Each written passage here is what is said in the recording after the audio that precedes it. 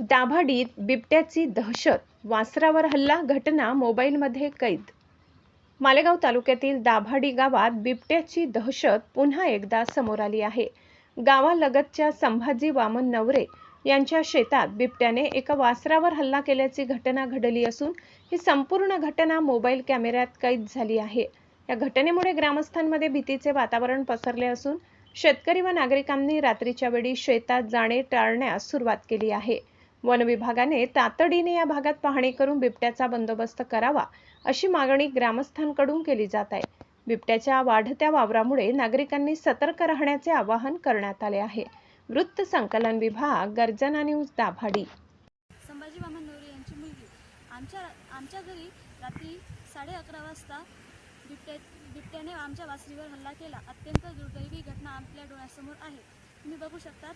आणि आमच्या वासरीची भरपाई लवकरात लवकर करून द्यावी अशी माझी वन विभाग डिपार्टमेंटकडे विनंती आहे. आणि बिबट्याला पकडण्यासाठी पिंजऱ्याची व्यवस्था करावी आणि लवकरात लवकर बिबट्या आपल्या ताब्यात घेण्याची अशी माझी विनंती आहे. धन्यवाद.